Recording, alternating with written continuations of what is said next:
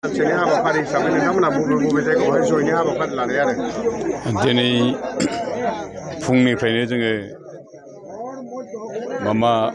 खलबारि गामिनिफ्राय जयैनो हाबाफारिखौ मावजेननाय जादों आरो बेनिफ्राय दतमा बोरसिजरा आरो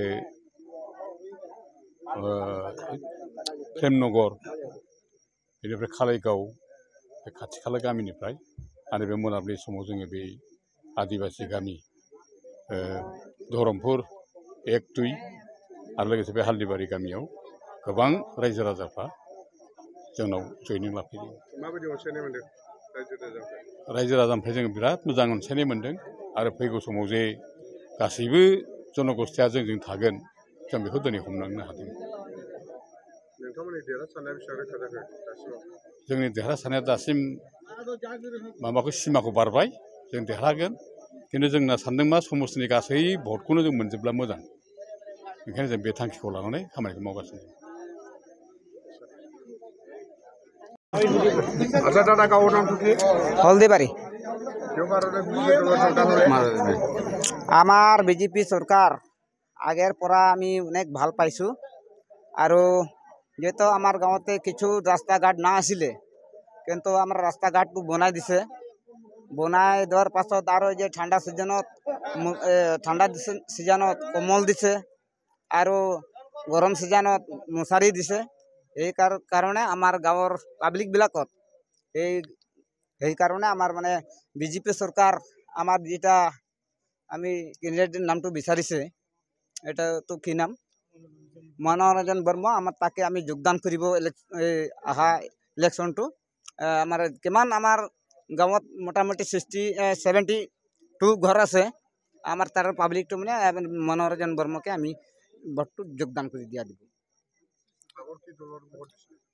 আগতো অনেক আগতো এই যে BPF আছিলে, সেই চৰকাৰটো আমাৰ ইলেকশ্যন আহিব, সেই সময়ত ক'বে যে আমাৰ ৰাস্তা ঘাট দিব, কি দিব, হেন দিব। যেতিয়া ইলেকশ্যন পাৰ হ'ব একো লেচন দেখা নাপাওঁ।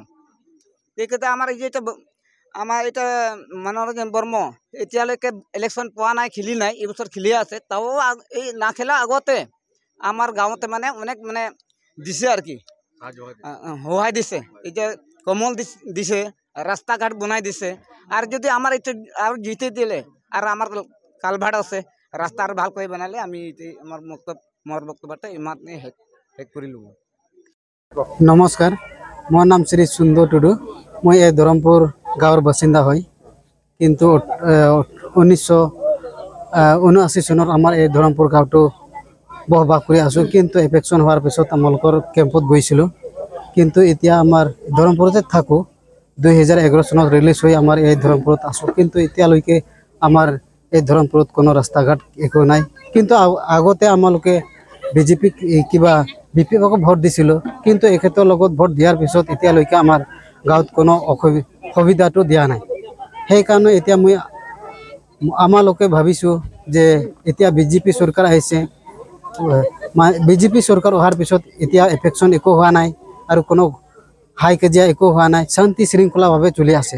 আৰু বিজেপি চৰকাৰে বহুতো মহিলাৰ কাৰণে দি আছে, যেনে অৰুণোদয় আঁচনি আৰু কৃষিসকলক যিসকলৰ পাট্টা কাগজ আছে সিহঁতৰ কাৰণে কৃষিৰ কাৰণে টকা দি আছে মাহে মাহে। সেইকাৰণে আমালোকে ভাবিছোঁ এতিয়া আমাৰ গাঁৱৰ যাতে শান্তি আৰু যিসকল অসুবিধা আছে সেইসকলে যাতে পূৰণ কৰে, সেইকাৰণে আমালোকে চিন্তা কৰি এইবাৰত বিজেপিক ভোট দিম বুলি আশা কৰি। আৰু আমাৰ গাঁৱত যেনিবা কাৰেণ্ট নাই, স্কুল নাই আৰু খোৱাৰ পানীৰ বহুতো অসুবিধা।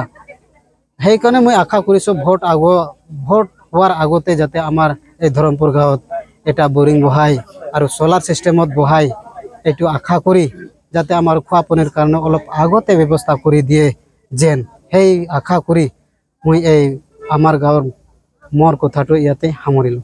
ধন্যবাদ।